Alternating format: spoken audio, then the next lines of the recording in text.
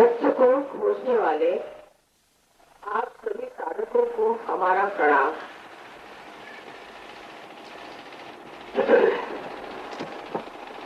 सत्य के बारे में ये जानना चाहिए कि सत्य है वही है, उसे हम बना नहीं सकते, उसको हम बदल नहीं सकते, न ही उनको जान सकते। सत्य को जानने के लिए आपको और भी सूक्ष्म होना चाहिए। मनुष्य की बुद्धि सीमित है, इसलिए वो असीम को जान नहीं सकता। उसको और सूक्ष्म होना पड़ेगा, उसको आत्मा स्वरूप होना पड़ेगा, तब ही वो उस सत्य को जान सकेंगे। हम लोगों ने अनेक शास्त्रों में पढ़ा है, धर्म ग्रंथों में पढ़ा है कि अपनी आत्मा को प्राप्त करो। उसको प्राप्त किए बगैर आपको ज्ञान नहीं हो सकता। ज्ञान का मतलब सिर्फ अपनी बुद्धि से जाना, पुस्तक से जाना नहीं। पुस्तक से जाना जो होता है वो ज्ञान है। अगर पुस्तक से जाना हुआ ज्ञान होता तो बहुत से लोग पुस्तक पढ़ते हैं, हर तरह की पुस्तक पढ़ते हैं, पर वो सब दिमागी जमा करता है, उसका कोई असर हमारे जिंदगी में, हमारे व्यवहार में नहीं आता। लोग कहते हैं कि परमात्मा सत्य है और वो प्रेम स्वरूप। दोनों ही बातें हमें दिखाई नहीं देती। जो लोग कहते हैं कि हमने बहुत कुछ तप किया और खूब कहते हैं कि माँ हमें चैन नहीं, सब कुछ करके भी हमें चैन नहीं है, हमें शांति नहीं मिलती। इसी तरह से हमें आप शांति दी, अंदर उथल पुथल ही रहती है, हर समय शरीर मन चलायमान रहता है और एक तरह से बहुत ही उलझी हुई जिंदगी लगती है। आखिर इस जिंदगी का अर्थ क्या? हम क्यों इस संसार में आए? हमें क्या करना? किस चीज के लिए परमात्मा ने हमें एक छोटे से अमीबा से इंसान बनाया? इस दशा में मेहनत उसने क्यों की? ऐसा प्रश्न तो आपके भी मन में आता होगा कि आखिर क्यों ये सब कुछ उपद्रव किया गया जिससे कि हम आज मानव शरीर में आए। इसका उत्तर बहुत आसान है कि सत्य ये चारों ओर फैली एक ऐसी शक्ति है जिसे हम ब्रह्म चैतन्य कहते हैं। अब वो है कि नहीं, उसके बारे में लोग बातें करते हैं, बताते हैं कि ब्रह्म चैतन्य, इससे संसार की सारी कुछ जीवित क्रिया होती है। जैसे ये इतने सुंदर बहुत ही सुंदर लगे। अब यहाँ पर आ गए ये सारे फूल एक छोटे से बीज से पैदा हुए। वो कैसे? एक छोटे से बीज से ये फूल पैदा हुए, फिर उन फूलों से जब फल हो जाते हैं तो उसमें से जो बीज निकलते हैं उसमें से भी अनाज पेड़ निकल सकते। तो ये सब क्रिया कौन करता है? हम इस क्रिया को ऐसे ही आत्मसात कर लेते हैं, सोचते भी नहीं कि ये कौन करता है, क्या करता है। हजारों चीजें ऐसी हैं जो हम यूं ही मान लेते हैं कि ये है, कैसे आई, कैसे बनी, कैसी, इधर हमारा कोई विचार नहीं जाता। तो ही जो ये जीवन में कश्मकश है, जो हम हर समय बेचैन रहते हैं, उसके पीछे एक बड़ा रहस्य है। वो रहस्य है कि हमने अभी उस सत्य को प्राप्त किया। इस सत्य को प्राप्त करने की इच्छा, इसे हम शुद्ध इच्छा कहते हैं, हमारे अंदर हमेशा निवास करती है और उस शुद्ध इच्छा का ही नाम कुंडलिनी है। जब तक हमारा संबंध परमात्मा से नहीं होता तब तक हमें चैन आने वाला नहीं। अब बहुत से लोग कहते हैं कि परमात्मा है ही नहीं, परमात्मा नहीं है, तो इस तरह की बात करना मेरे ख्याल से अवैज्ञानिक है और अनसाइंटिफिक, क्योंकि आपने कुछ पता लगाया नहीं परमात्मा है या नहीं। अगर आप पता लगाएं तो हो सकता है कि आपको इसका पता मिल जाए कि परमात्मा है। इतना ही नहीं, किंतु ये उनकी प्रेम की शक्ति हमारी चारों ओर विद्यमान, और ये शक्ति परमात्मा का प्यार, प्रेम। अब जो लोग आपको सिखाते हैं कि परमात्मा के लिए उपास करो, तपास करो, ये तकलीफ करो, इतना रुपया दो, इतना पैसा दो और इतनी तकलीफें उठाएं, उनको पता होना चाहिए कि परमात्मा प्रेम स्वरूप, और सारे पिताओं का प्रेम उन्हें आता है। जो सारे पिताओं के पिता महापिता हैं और जिनके अंदर सारा प्रेम भरा हुआ है, वो आपसे क्यों ऐसी अपेक्षा करेंगे कि आप हर समय इस तरह से अपने को तकलीफ दें, परेशान हो और उसके बाद में आपको परमात्मा मिले? सोचने की बात। कोई बात ऐसा चाहेगा क्या? किंतु हम अपने अज्ञान में ऐसे लोगों की बात सुनते हैं और बहुत कुछ एकार में उठाते हैं। इसकी कोई जरूरत नहीं। आपके अंदर एक नहीं बची, जैसे कि एक बीज में, हर बीज में उसका अंकुर बसा रहता है, ऐसे ही आपके अंदर भी एक कुंडली में बसी हुई है और इसकी जागृति भी सहज सहज सह माने आपके साथ, माने सहज समाधि लाभ। ऐसे नानक साहब ने कहा है, सहज समाधि लाभ। समाधि जो है, समाधि माने उसमें की जो बुद्धि है उससे परे आपका चित्त उठ जाए, उसी समाधि है। एक आयाम आपके अंदर आ जाता है, इस आयाम को ही समाधि कहा गया। ये समाधि स्थिति आपको सहज में ही प्राप्त हो। सहज माने जैसे कि कोई जीवित चीज होनी, उसके लिए सर के बल खड़ा रहना या बहुत अनुष्ठान करना आदि की कोई जरूरत नहीं। ये सब करके जब थक गए लोग, तब वो कहते हैं कि माँ ये कैसे हमने इतनी मेहनत की और हमें तो कुछ हुआ नहीं। बेटा मेहनत करने की जरूरत नहीं थी।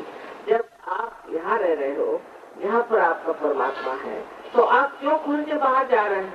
जैसे कि काहे रे बन खो जन जाए, सदा निवासी सदा अरे पा तो है संग समाज। उन्होंने साफ कहा है कि कहे नानक बिन आप आजिए। जब तक आप अपने को नहीं पहचानिएगा तब तक विजय न भगवती।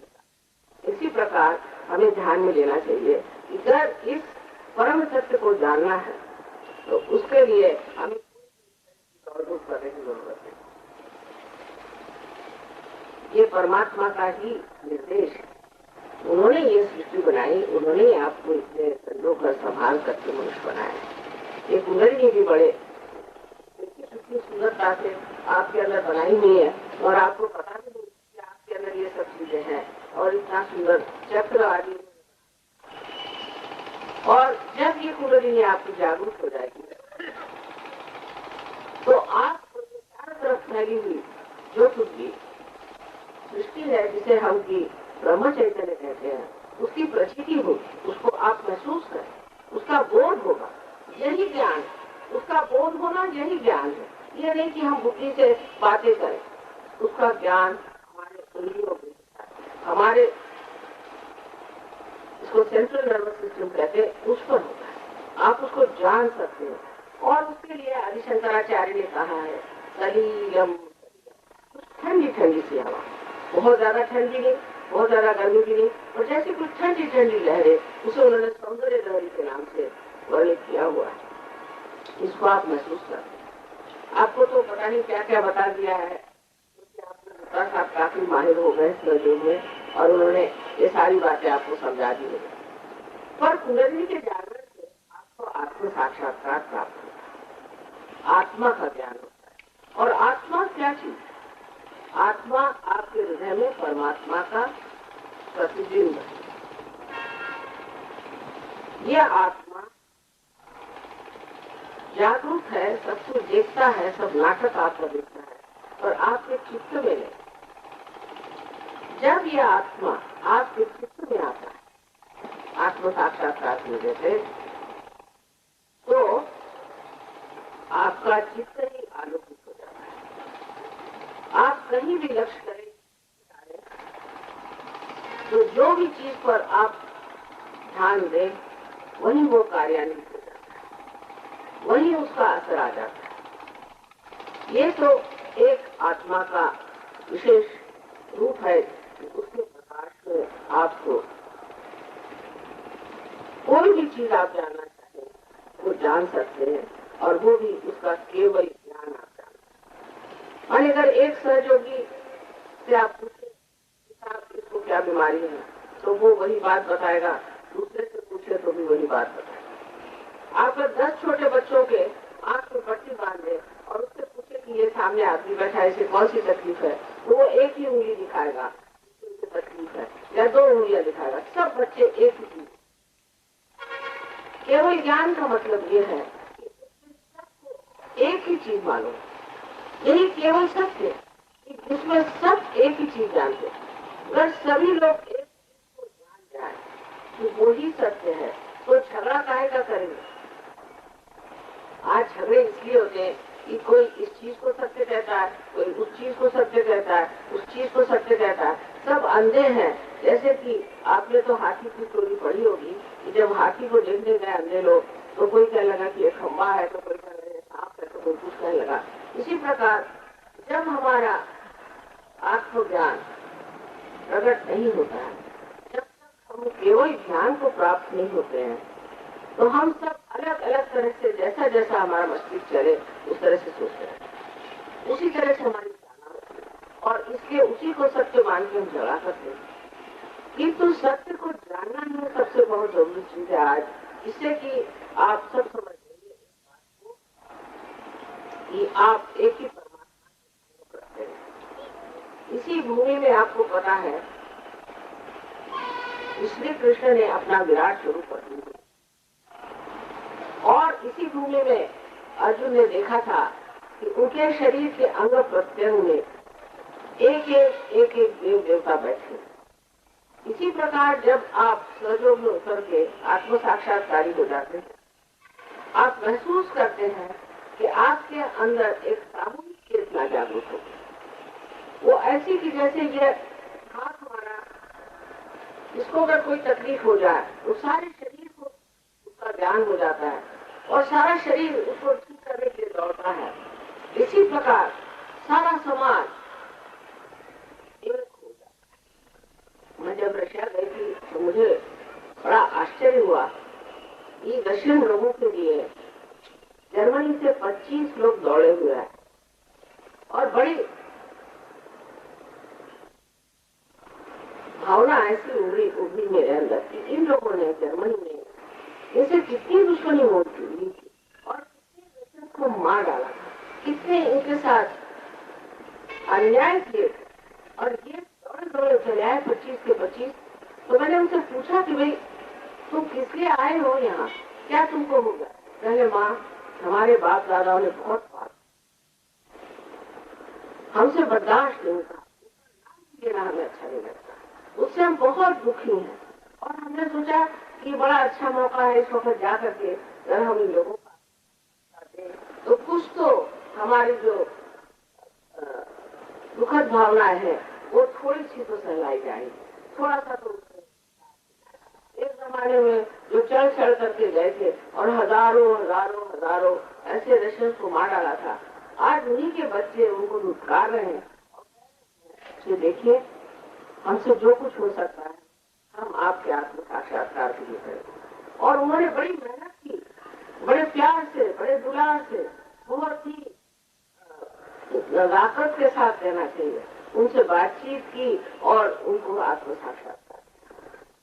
ये परिवर्तन सिर्फ आत्म साक्षात्कार के बाद ही आ सकता है, उससे पहले नहीं आ सकता। उससे पहले मनुष्य अपने अहंकार में या कुसंस्कारों में ही जीता है। जब तक उसके अंदर आत्म साक्षात्कार का प्रकाश नहीं आता, वो सत्य को पूरी तरह से देख नहीं सकता। तो इसमें जो उपलब्धि होती है सबसे ये है कि पहले तो आपकी शारीरिक व्यवस्थाएं ठीक है, क्योंकि आप जो जो तकलीफों में है, जिस परेशानी में है, उसका एक मेन कारण यह है कि आपकी चक्र खराब है।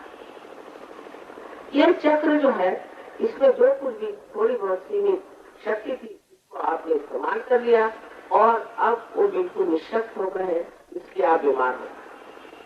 लेकिन जब उसके अंदर से कुंडलिनी गुजरती है तो वो इन चक्रों को पूरी तरह से सशक्त कर देती, काबिज कर देती, नरिश कर देती, और उसके कारण आपके चक्र एकदम खुल जाते और आपकी बीमारियां हठात एकदम ठीक हो जाती।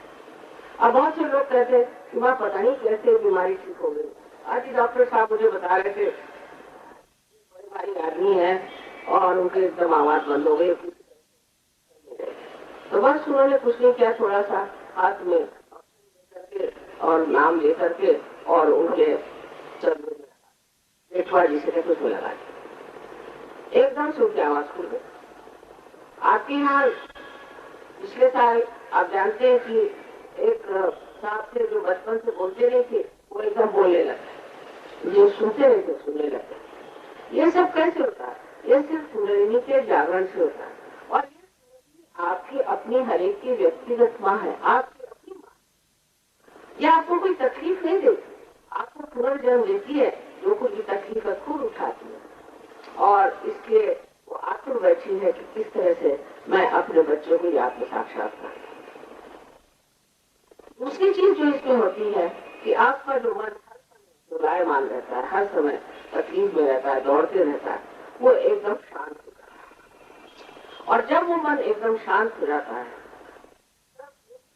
शांतिमय मन में आप अत्यंत प्रबल हो जाते हैं, माने इसको कहते हैं आप डायनामिक हो जाते हैं। और आपके अंदर करुणा के इतने भाव बढ़ते हैं, किसी को दुख देना, किसी को तकलीफ देना, किसी को कटु वचन कहना या किसी पे क्रोध करना आदि सब चीजें एकदम खत्म हो जाती और मनुष्य अत्यंत धार्मिक और अत्यंत सुंदर हो जाता है। हमारा जो धर्म है सब बाह्य का है, कोई सा भी धर्म आप पालन करें, हिंदू मुसलमान ईसाई सिख कोई भी धर्म आप करें, हर धर्म में मनुष्य पाप करता है, उसमें कोई बंधन नहीं रहती। लेकिन कुंडलिनी के जागरण से आपके अंदर धर्म जागरूक हो जाता है, माने आप संत ही हो जाते, आपसे कोई अधर्म होता ही नहीं, आप चाहे तो भी नहीं होगा, लेकिन आप चाहते ही नहीं। इस प्रकार की एक विशेष प्रकृति व्यक्ति आप बन जाते, एक विशेष रूप आप धारण कर लेते, और इस रूप में लोग देखते हैं तो आश्चर्य करते हैं कि यह आदमी कल सबको माता पिता बोलता था, आज सबके सामने हाथ जोड़े कैसे, इसकी भाषा कैसी बदल गई, इसका चरित्र कैसे बदल। ऐसे ही समाज की आज हमें जरूरत है। जब तक अपना समाज इस तरह का नहीं होगा तब तक इसी तरह के उथल के जमाने चलते रहेंगे। अभी खत्म हुआ है, न जाने अगर हम लोग इसी तरह से चलते रहे, न जाने और कितने युद्ध हमें सहने पड़ेंगे और तकलीफें सहने पड़ेंगी। और सर्वसाधारण आदमी, सर्वसामान्य आदमी बेकारी में ये सब तकलीफें उठाता है। इसलिए आपको चाहिए कि आप पहले अपने आत्म साक्षात्कार को प्राप्त करें और इस ब्रह्म विद्या को जानें। जब इस ब्रह्म विद्या को आप जान लेंगे तो आप भी दूसरों को इस तरह से आत्म साक्षात्कार, आप इसके अधिकारी हो जाते हैं। उसमें कोई बहुत समय नहीं लगता, बहुत जल्दी आप जान जाएंगे, वो भी सब सहज है। इसका सारा सूक्ष्म ज्ञान आप बहुत आसानी से प्राप्त करें। तीसरी चीज मैंने देखी है कि जो लोग सहयोग में आते हैं उनकी बुद्धि भी बहुत प्रबल हो जाती है।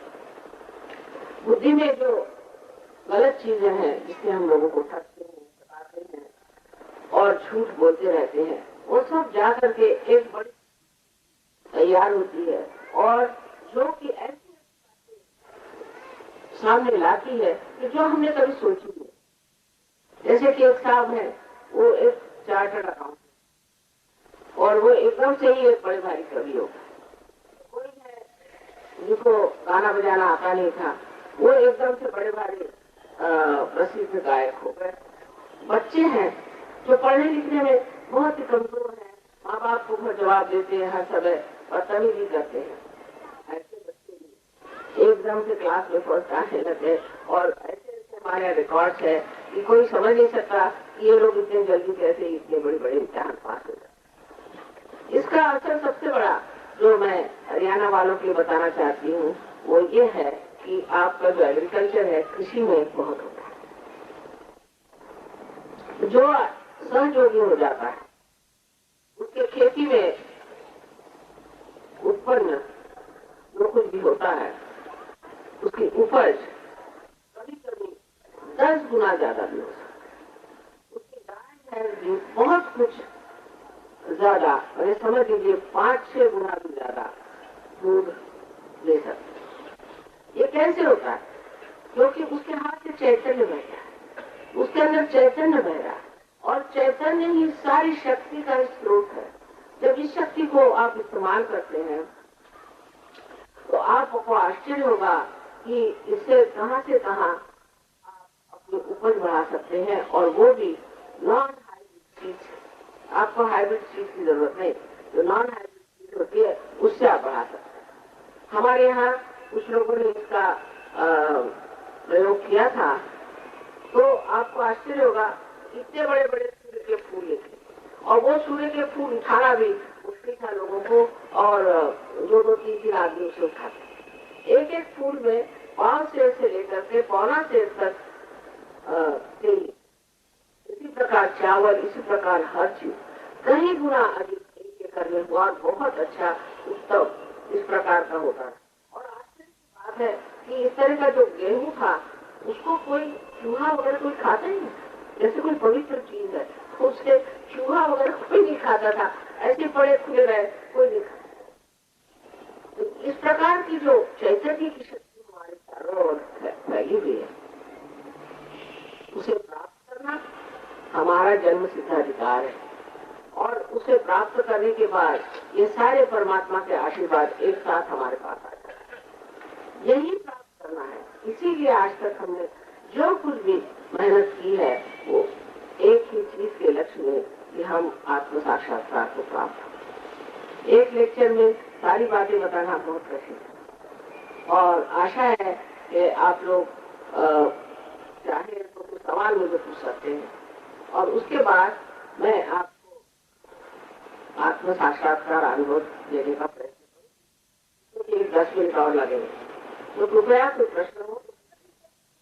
आपने बताया है ये जागृत किस तरीके से कैसे होती, वही तो कर दूंगी, वो तो मैं कर लूंगी। हाँ, तो वो बहुत अच्छी बात है। इसका मतलब आप साधक है। ये तो बड़ा अच्छा सवाल है, ये अच्छी सवाल है। हमारी कुंडल में जागी है, वो यहाँ से जब उठी ना सर्पाकार रहे थे तो इतना शोर हो, हम डर गए। हम पलंग से छाल लगा के ना, तो ये भी हमने देखे, हम भी सारी जिंदगी योग करते रहे। नहीं, ये कुंडली का जागरण नहीं हुआ, वो तो बहुत शांत होती है। अभी आपको करते हैं, आप बैठिए, देखिए। हम तो डर गए, आज नहीं डर, वो डरने वाली चीज है। अभी बताते हैं, मैं करती हूँ पूरी, आपको कर रहे हैं। हमने सोचा था कि हम करनाल किसी लोगी से हमारा मिलाप हो, तो वही ये निर्मल बहन जी का हमें दर्शन हो गया। अच्छा बैठो बैठो बेटा, बैठो, तुमको देते हैं, सबको देना है। बहुत अच्छे सवाल किए। उसके घबराने की कोई बात नहीं, आपको तो कुछ महसूस भी नहीं होगा। जब तक वो सर से ठंडी ठंडी हवा नहीं आएगी आपको पता ही नहीं चलेगा कुछ हुआ भी, और हाथ में भी ठंडी ठंडी हवा लगेगी। ऐसी अगर गड़बड़ हो गई हो, इस तरह का आपको हुआ हो, तो थोड़ी सी गड़बड़ है, उसको ठीक करना होगा। आपने गड़बड़ नहीं पर जिससे उसमें गड़बड़ होगी। जैसे कि आप देखिए, ये बिजली है, अगर आप वो पता नहीं हो, किसी को अनधिकार हो और वो जाके प्लग में उंगली डाल दे तो जल जाएगी। जानकार होना चाहिए, समझे ना। अभी हम कर देते हैं आपको जानकार। और कोई प्रश्न है? जी मैं हठयोग करता रहा हूँ, लेकिन मुझे इसमें कोई पता ही नहीं लगा कि चक्रों के बारे में। हठयोग कर रहा हूँ। क्या कर रहे हैं? हठयोग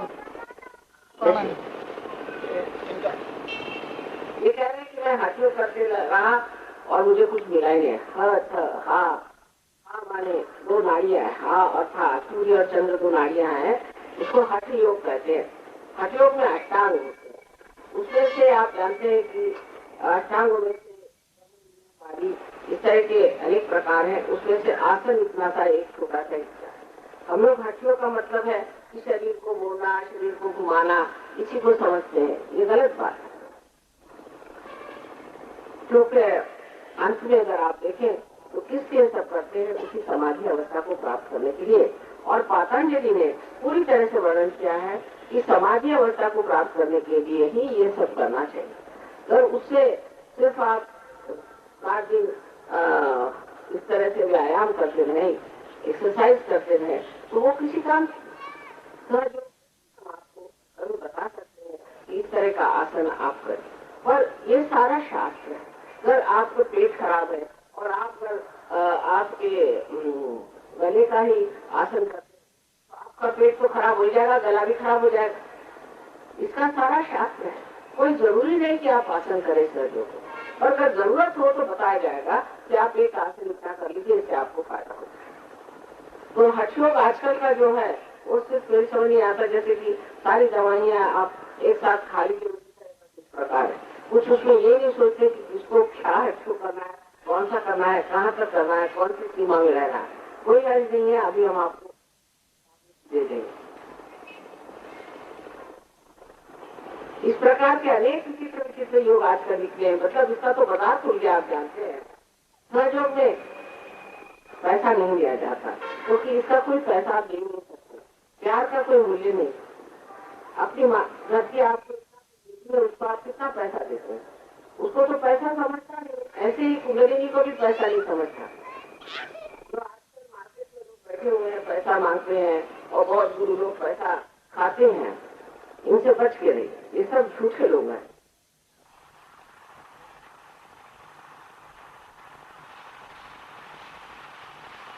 और कोई सवाल है?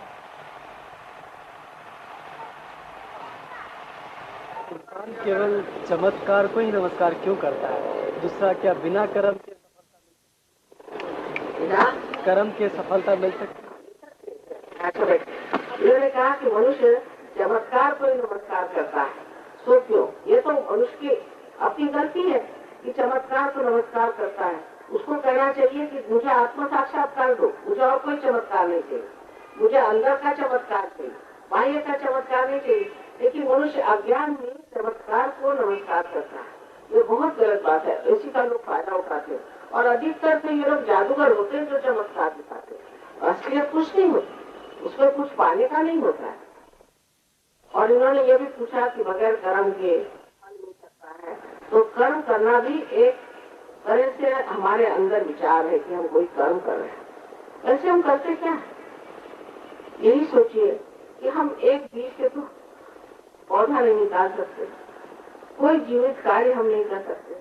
अगर एक पेड़ मर गया, उस पेड़ से एक झोपड़ी बना दी, तो उस मरे से दूसरी मरी चीज बना ली, तो अपने सोचकर हमने बहुत कुछ कर्म कर दिया। तो हम कुछ कर्म करते नहीं हैं, ये हमारी भावना है। वो भावना ही टूट जाती, वो भावना ही टूट जाती कि हम कोई कर्म करते हैं। इस प्रकार आप आत्म साक्षात्कार को प्राप्त करें, क्योंकि ये सारी चीज आपके अंदर बनी हुई, बैठी हुई है।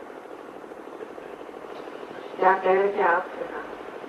अगर हम मंत्र जाप करते रहे तो उसके लिए कुंडली जागृत हो जाती है कि नहीं? उसके लिए इसके बैठ जाइए, मैं बताती हूँ मुझे क्या। देखिए कि कुंडलिनी का जागरण जो है वो सुषुम्ना नाड़ी मध्य नाड़ी से होता है। आप मंत्र का जाप यहाँ से करते और मंत्र का जाप करने से ऐसा ही सोच लीजिए कि जब तक आपका कनेक्शन ही नहीं हुआ, तो आप फोन अगर करें तो आपको क्या लाभ होगा? पहले कनेक्शन होना चाहिए। बगैर कनेक्शन के ही आप बोले जा रहे हैं और उसमें लोग कहते हैं कि हमने इतना मंत्र जाप किया कि हमारा गला खराब हो गया। गला ठीक होने के लिए गला खराब हो गया, इसका मतलब ये है कि कुछ न कुछ उसमें गलती रह गई।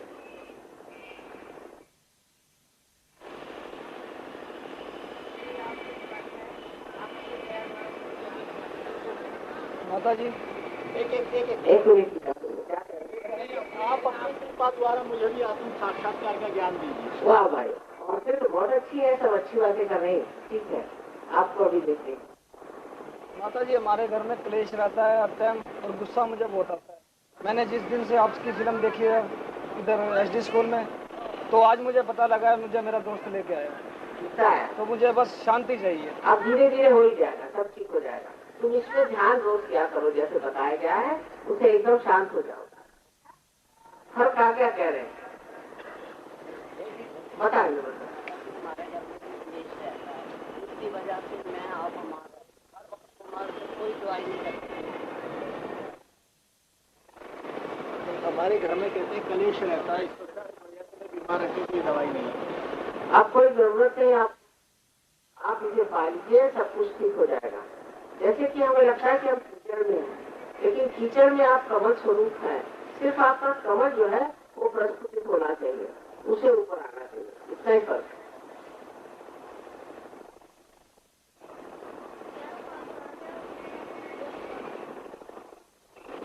11 साल का लड़का है, ठीक से बोल नहीं पाता। अच्छा, तो उनको भेज दीजिए लोगों के पास में, डॉक्टर साहब भी आए हुए हैं। अच्छा, बाद में उनसे बात कर दीजिए।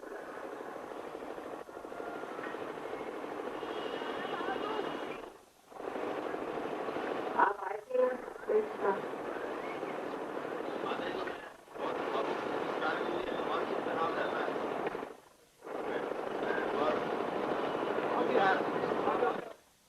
बहुत तेज की आवाज, बहुत भावुक हूँ, तनाव रहता है। वो तो ठीक हो जाएगा, देखिए वही तो ठीक होना है। एक प्रश्न और है। हाँ। जिस परमात्मा ने हमें बनाया है, उसने हमारा भाग्य निश्चित किया है, या हम उसे अपने कर्मों से बदल सकते हैं, या हमारे कर्म इस जीवन को सफल करते हैं, या हमारा भविष्य निश्चित है पहले से? आप वहीं से बात जिस परमात्मा ने हमें हमारी रचना किया है, उसने हमारा भविष्य निश्चित किया है, या हम उसे अपने कर्मों से बदल सकते हैं? नहीं, उसको निश्चित किया है कि तुम्हें आत्म साक्षात्कार मिलने वाला है। गीता के चौथे अध्याय में जो है जी, वो प्राण को अपान वायु में हवन करने के बारे में लिखा है। वो सब आप करने की जरूरत नहीं, बहुत हो गई मेहनत। तो हम जो मंत्र जाप है ना, हम मूलाधार चक्र पे ध्यान करके करते हैं। देखिए, आप वो सब मत करो, तुम पालो, चलो। इसके होशियार आदमी है, कोई होता है ना अधिकारी, वैसी मामला है, तो इसको तुम पालो, ये सब छोड़ो। बहुत विचारों को बताया गया।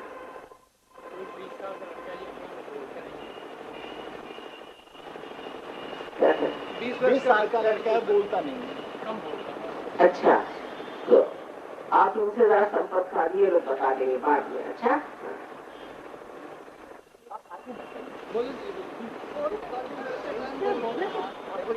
क्या कह रहे हैं? वहीं से बोलिए, बता दो। हाँ। मुझे भगवान क्या कहते हैं, मैं सबका भला करती हूँ, बुराई नहीं करती। भला करने पर भी बुराई नहीं। भगवान ने सब कोई बात नहीं, अभी आप बैठिए, देखिए सब ठीक हो जाएगा। बोलिए बोलिए। मन की शांति नहीं है। हाँ, वही दे रहे हैं, बैठिए।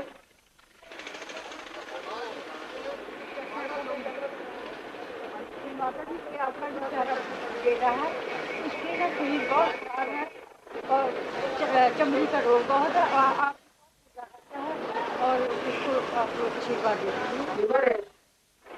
चमड़ी का रोग लिवर है उसको, आप डॉक्टर साहब से पूछिए, वो बता देंगे सर्जरी में क्या इलाज करना है। अच्छा, तो आप इसका दे दिया मैंने आशीर्वाद, आप डॉक्टर साहब से बता दीजिए, वो बाद में आप बता देंगे सर्जरी में क्या करना है। अच्छा, और लग के करिएगा, लग के इलाज करिएगा।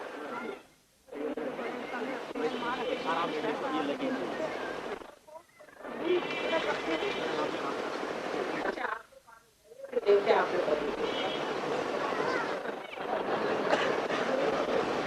जी, मेरी दादी जी को आंखें वो देख नहीं, मेरी दादी जी देख नहीं सकती। कितने हुआ है उनकी बेटा? 65 साल 65 साल। हाँ, 65 65। हाँ, तो ज्यादा नहीं है, देखना चाहिए। माता जी मैं बहुत पढ़ती हूँ, मैं तो तुम ऐसा करो, तुम सहयोग में पूछो कि क्या करना चाहिए, ये सब के इलाज है। अच्छा,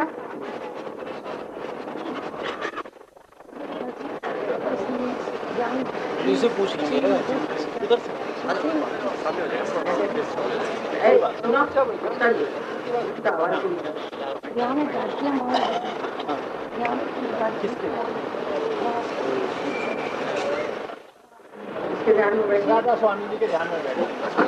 जी सब अरे हटाओ, इनका क्या ध्यान रखते हो? अभी कल एक बच्चे होता है, बेकार लोग हैं, तुम लोग भी ऐसे बेकार लोगों के पीछे में दौड़ते हो क्या?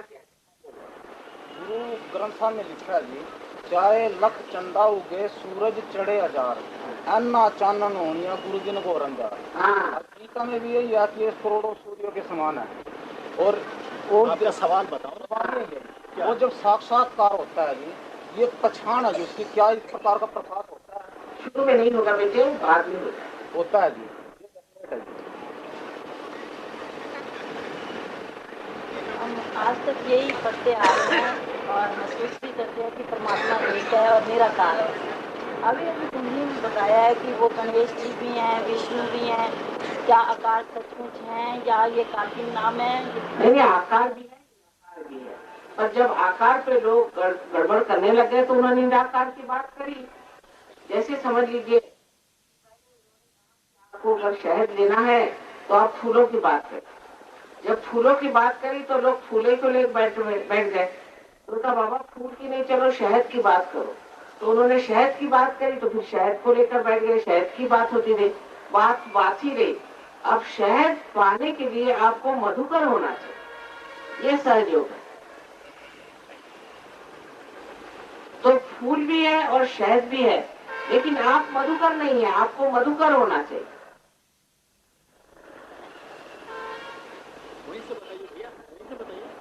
ईश्वर प्राप्ति के लिए हमें कुंडलिनी सहायता करती है, और उसे हम घर में रहकर कैसे प्राप्त कर सकते हैं? बेटे घर में रहकर होना है, कहीं भागने से नहीं होता। वो कैसे करना है? वही तो बैठो, तुम अभी यहीं देते हैं तुमको।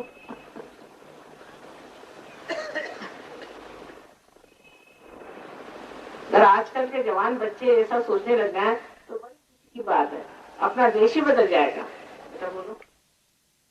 कि हमें निस्वार्थ भावना से काम करना चाहिए।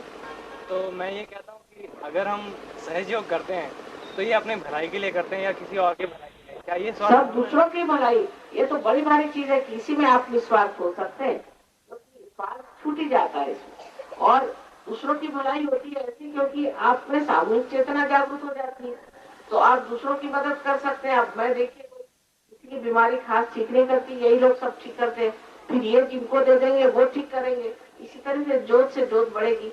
आज आपको पता है 56 देशों में सहयोग हो रहा है। क्या मैं अकेले सबको कर सकती थी? दूसरों की तो भलाई होनी है और उसके साथ अपनी भी भलाई होती है।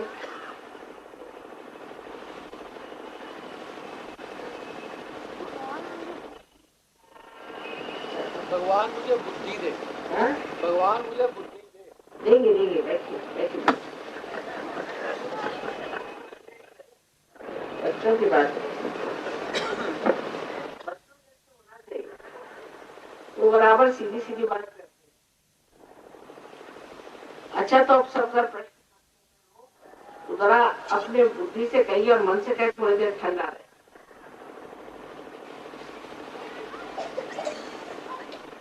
अब आप लोगों से ये बताना है कि पहले इसके लिए 3 शर्तें।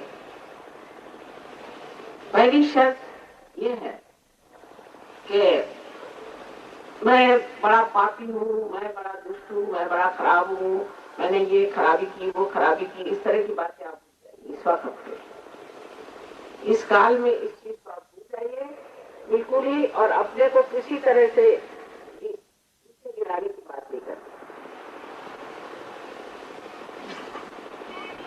आपको पूरा आत्मसम्मान होना चाहिए पूरी तरह, क्योंकि जो लोग आपसे कहते हैं आप पापी हैं और ऐसे हैं वैसे, वो स्वयं पापी है। ऐसे किसी को कहने का किसी को अधिकार नहीं। और आप अपने पे पूरा भरोसा रखें, ये पहली शर्त। दूसरी शर्त ये है कि आप सबको एक साथ माफ कर दीजिए। एक साथ हर एक का नाम याद करने की जरूरत है, किसको माफ करना है। एक साथ सबको आप माफ कर। लोग कहते हैं बड़ा कठिन है सबको क्षमा करना माफ, लेकिन आप किसी को क्षमा करें या न करें, आप कुछ भी नहीं करते। लेकिन अगर आप क्षमा नहीं करते तो आप गलत हाथों में खेलते हैं, दूसरों के हाथों में खेलते हैं। इसलिए सबको एक साथ आप क्षमा करें।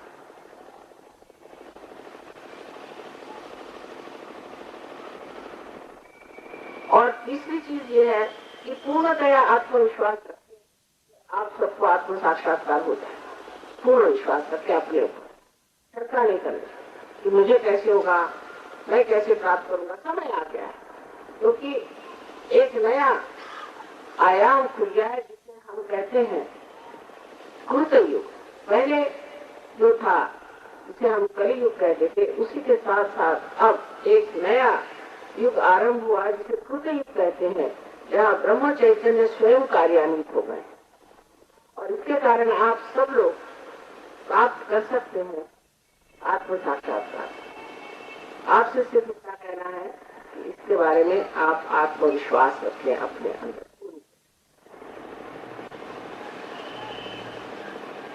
ये 3 शर्तें हैं। अगर आपके पैर में जूते पहने हो, चप्पल, तो बस उससे उतार दीजिए।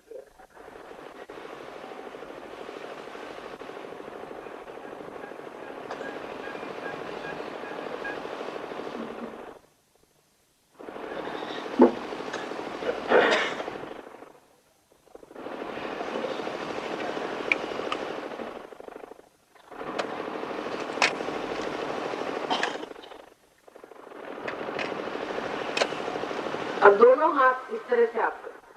मैंने कहा था कि आपके उंगलियों में यहाँ पर आप महसूस करिएगा इस परम चैतन्य को। जैसे क्या दिखाया गया है कि आप सारे चक्रों को भी महसूस कर सकते हैं, और इसी पे ठंडी ठंडी हवा आप महसूस कर सकते हैं, जो चारों तरफ एक लहर जैसी ठंडी हवा। इसी प्रकार आपके सर के कमरंग से जो तालु कहते हैं, वहां से भी आपको ठंडी हवा है। दोनों हाथ मेरी ओर से।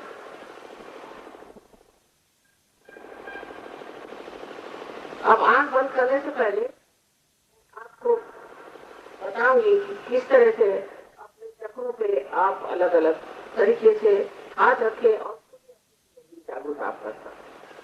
वो किस प्रकार कि पहले जान लेना चाहिए कि जो लेफ्ट हैंड है, ये द्योतक है, सिंबॉलिक है कि आपको इच्छा है, आप चाहते हैं कि आपका आत्म साक्षात्कार, क्योंकि इच्छा शक्ति का द्योतक है। और जो राइट हैंड है, ये आपका क्रिया शक्ति का द्योतक है। इसलिए इससे आप अपने चक्रों को ही प्लावित कर सकते हैं, नरिश कर सकते हैं। तो सबसे पहले आप लेफ्ट हैंड मेरी ओर करें, इस तरह से गोद में रखें, आराम से, नहीं कोई झुके और नहीं कुछ तान ले, सीधे अपने बैठे। अच्छा, इसके बाद हृदय पे रखने के बाद ये जान लीजिए, नहीं लेफ्ट हैंड में अंग्रेजी में कहते हैं जिसके लोग लेफ्ट हैंड में। हाँ जरा, क्योंकि हर जगह अलग अलग कहा जाता है। और याद माता इधर आप भी उल्टा कर रहे हैं। कबाब से माता से मांगी आप। क्या करें? पंजाबी में, पंजाबी समझ गया ना? समझने से मतलब है इसको लेफ्ट और इसको राइट कहते हैं। अब इस हाथ में और इसको हृदय पे इसलिए रखा है क्योंकि हृदय में ही परमात्मा का प्रतिबिंब आत्मा है। इससे पहले आपने हृदय पे, फिर हम लोग सारा काम इसी साइड में कर रहे हैं, खपले साइड में, लेफ्ट साइड में कर रहे हैं। तो फिर इसको उठा करके आप पेट के ऊपरी हिस्से में रख रहे हैं, लेफ्ट साइड।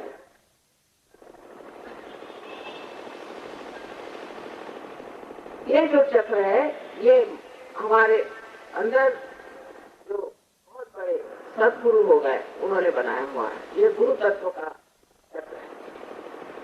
उसके बाद हम ये हाथ में रखते हैं। ये जो चक्र है, ये शुद्ध विद्या का, ब्रह्म विद्या का चक्र है, जिससे आप इस ब्रह्म के कार्य को जानते हैं और उसको किस तरह से चलाना चाहिए, इस्तेमाल करना चाहिए, ये सीखते हैं। ये वो ब्रह्म विद्या, ये विद्या का चक्र है। उसके बाद आप फिर से अपना हाथ ऊपर में उठाते हैं, लेफ्ट साइड में पेट के ऊपरी हिस्से में फिर से दबाते हैं, जहां गुरुतर। फिर से आप हृदय पे रखें। उसके बाद आप अपना राइट हैंड अपना कंधा और अपनी गर्दन इसके बीच में इस कोण में रखें और इस चक्र को दबाएं और गर्दन को इस तरह से मोड़। ये चक्र तब खराब होता है जब आप अपने को दोषी समझते हैं और इससे बड़ी खराब बीमारियां हो जाती हैं, जैसे अंजाइना की, स्पॉन्डिलाइटिस। अब इस हाथ को आप अपने माथे पर, इसको कपाल पर इस तरह से रखिए और धीरे धीरे सबको नीचे झुकाएं। ये आज्ञा चक्र के सामने की खिड़की है और यहाँ पर आपको सबको क्षमा करना। इसके बाद ये हाथ पीछे की ओर ले जाना होगा और सर को इस पे रख के ऊपर की ओर झुकाना। सर पूरी तरह से बुझा देना। इस जगह अपने पर कोई दोष न लादते हुए, अपने को बुरा न कहते हुए, सिर्फ अपने समाधान के लिए ही इस परम चैतन्य से क्षमा मांगे। उसके बाद हाथ के हथेली को पूरी तरह से खोल दीजिए, दान करके, और इसके बीचों बीच जो जगह है इसे बराबर अपने तालू पे रखें और सर को पूरी तरह से नीचे झुका लें। अब उंगलियों को बाहर की तरफ खींच लें जिससे पूरा जोर पड़े और धीरे धीरे 7 मरतबा इसे घड़ी के कांटे जैसे घुमाएं। गर्दन झुका लें 7 मरतबा।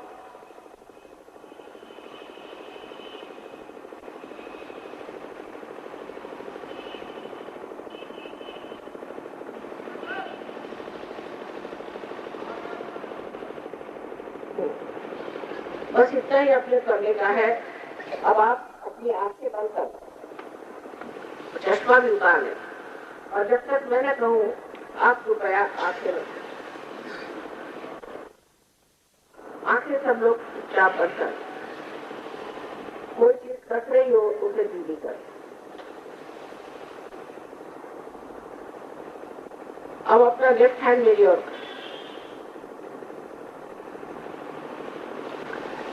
आंख बंद कर ले और राइट हैंड हार्ट पे हृदय पे रखें। लेफ्ट हैंड मेरी ओर करें और हृदय पे अपना राइट हैंड रखें और मुझे एक प्रश्न 3 बार पूछे अपने मन में। आप मुझे माँ कह सकते हैं, चाहे श्री माता जी कहें। माँ, क्या मैं आत्मा हूँ? ये प्रश्न आप 3 बार पूछिए मुझसे।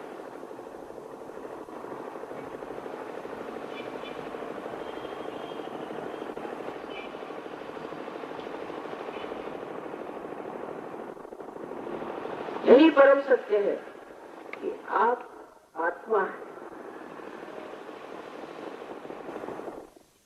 आत्मा है तो आप अपने गुरु भी हैं, क्योंकि आत्मा के प्रकाश से आप सब कुछ जान सकते हैं। तो अब अपना राइट हैंड पेट के ऊपरी हिस्से में आप लेफ्ट साइड में रखिए और दबाइए और एक सवाल फिर 3 बार उससे अपने मन में पूछे, श्री माता जी, क्या मैं स्वयं का गुरु हूँ? श्री माता जी, क्या मैं अपना ही गुरु हूँ, अपनी ही गुरु हूँ?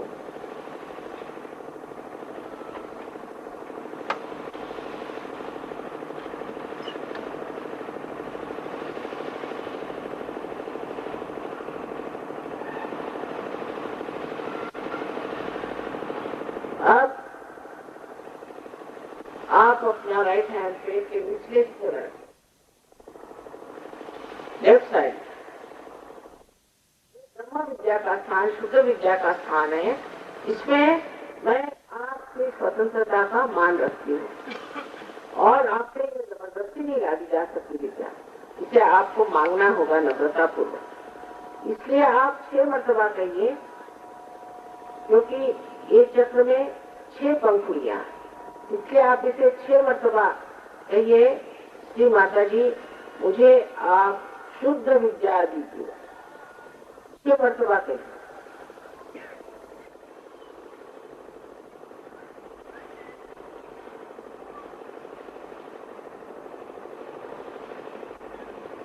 जैसे ही आपने शुद्ध विद्या मांगी,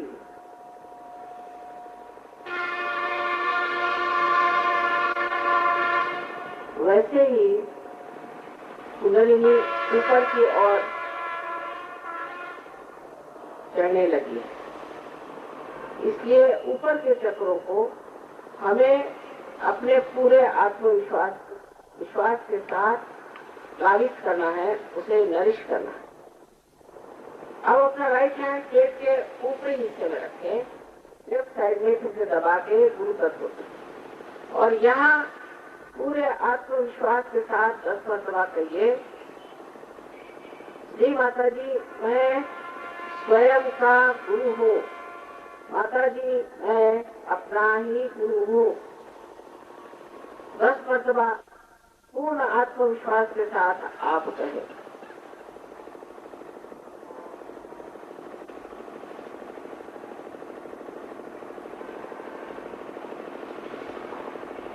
अब सबसे बड़ा सत्य आपके बारे में ये है कि आप शरीर, मन, बुद्धि, अहंकार आदि जो है ये उपाधियां नहीं है, आप स्वयं शुद्ध आत्मा है।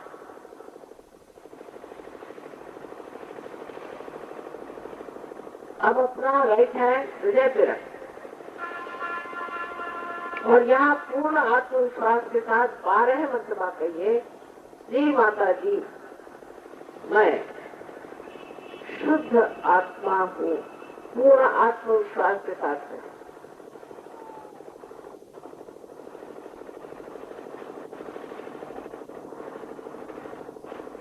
ये जान लेना चाहिए कि परम चैतन्य ये करुणा के सागर है, प्रेम के सागर है और ज्ञान के सागर है, और सबसे अधिक क्षमा के सागर।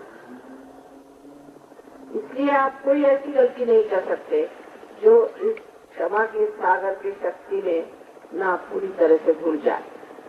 इसलिए अपने प्रति आप प्रसन्न चित्त हो, अपने को कोसने की जरूरत नहीं, अपने को क्षमा करें और अपना राइट हैंड आप कंधा और गर्दन के बीच बराबर कोण में रखें और सर को राइट साइड में मोड़ दें, और यहाँ पर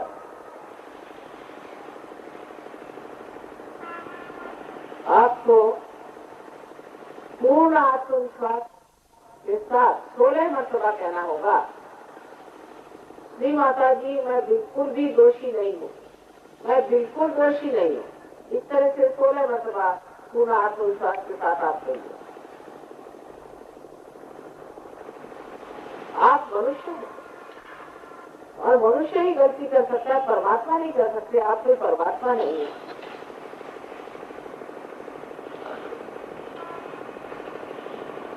गलती करना कोई दोष नहीं है। इसलिए 16 मर्तबा कहिए, श्री माता जी मैं बिल्कुल भी दोषी नहीं हूँ, मेरा कोई भी दोष नहीं।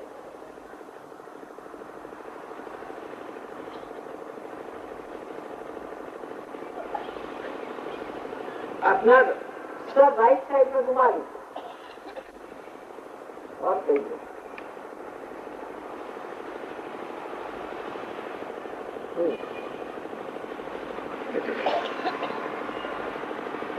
अब अपना राइट हैंड माथे पर कपाल पे रखिए, लेफ्ट हैंड मेरी तरफ, और सर को झुका लें, पूरी तरह से झुका लें।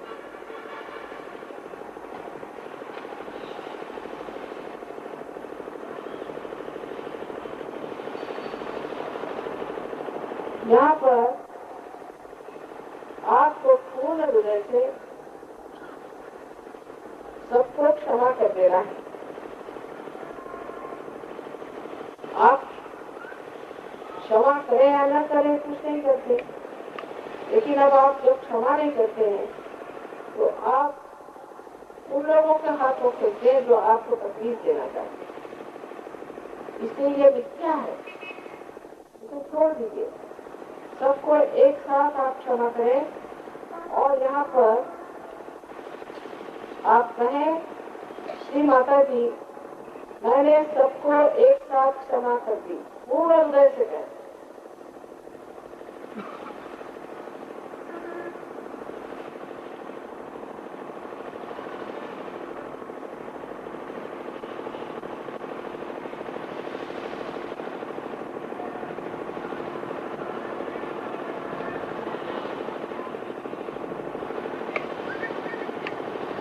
अब राइट हैंड आप अपने सर के पीछे टेक से लेना और सर को इस पे तौल लेना, ऊपर की ओर लेना। यहाँ बगैर अपने पे दोष लगाए हुए सिर्फ अपने समाधान के लिए पूर्ण हृदय से, फिर न कि कितने बार पूर्ण हृदय से कहें, हे परम चैतन्य, हे ब्रह्म, मैंने अगर कोई गलती की हो तो मुझे तुम क्षमा कर। पूर्ण हृदय से कहें अपने समाधान को।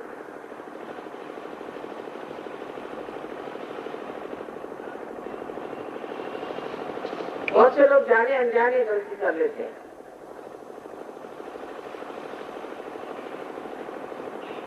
अब अपने हाथ को पूरी तरह से खोल दे और हथेली के जो बीच का हिस्सा है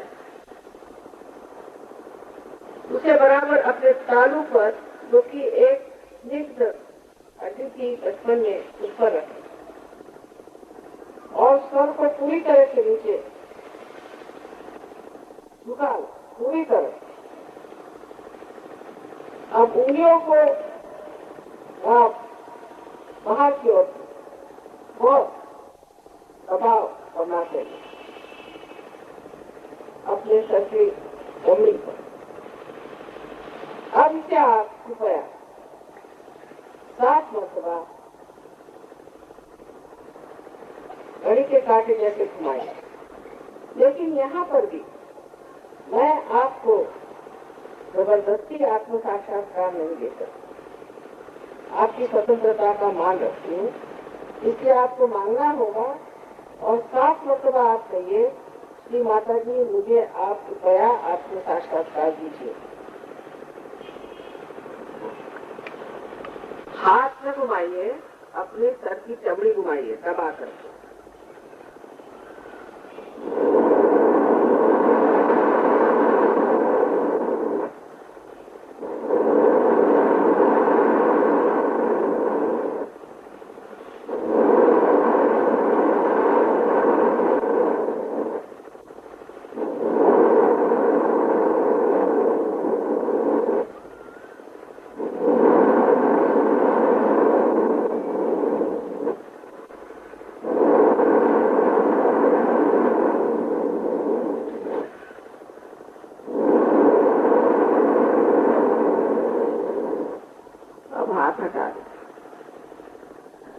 हाथ नीचे कर लीजिए और दोनों आंखें खोलें। अब राइट हैंड में जाओ, राइट, और मस्तिष्क सर को झुका लें और लेफ्ट हैंड से देखें कि तालू से कुछ ठंडी हवा आ रही है, लेकिन तालू को छूने की जरूरत है। दूर से, थोड़े दूर से देखिए कि ठंडी हवा आ रही थी। किसी किसी को बहुत दूर तक आती है, किसी किसी को नजदीक आती है।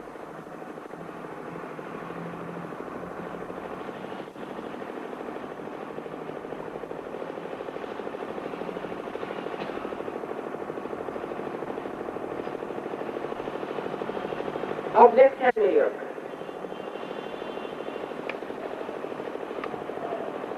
अब सर को झुका और देखें कि सर से ठंडी या गर्म भी आ सकती है, हवा आ रही है। आप ही के सर से देखिए, आप ही को अपना सर्टिफिकेट देना है।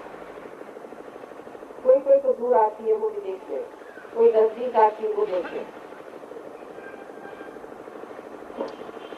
अब राइट हैंड आगे करें, सर को झुका लो और देखें कि ठंडी ठंडी हवा आती है या नहीं।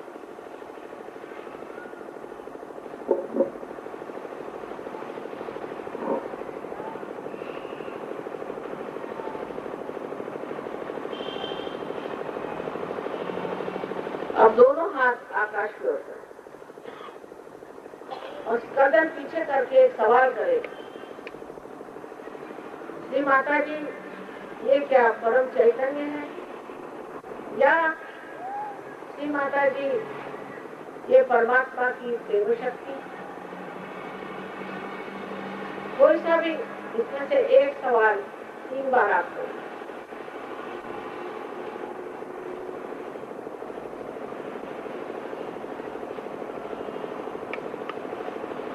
अब हाथ पीछे करें, दोनों हाथ मेरी ओर करके और आप विचार हो जाए मेरी ओर से।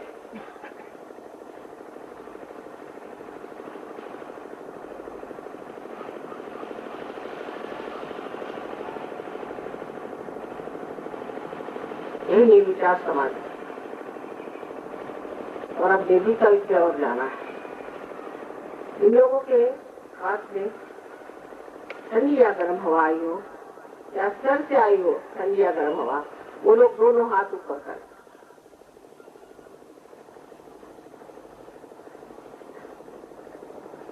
ये तो सारे देखिए आपकी कुछ गड़बड़ हो रही है, इसीलिए इनकी सुगंध नहीं जाती। आप पीछे कर लीजिए, हो गए पार ऊपर गए। ये तो शुरुआत है, अब इसमें आगे बढ़ना है और उसके लिए आपको कोई रुपया पैसा नहीं देना, कुछ नहीं देना, थोड़ा समय देना है और अपने आत्म साक्षात्कार में आगे बढ़ करके आपको बहुत उच्च गति प्राप्त होने वाली, उसको आप स्वीकार करें और उसको बढ़ाएं। और इसी तरह से सारे हरियाणा में ये शिक्षा करती है, जैसे कि सारे विश्व में फैली है, हरियाणा में भी फैल सकती है।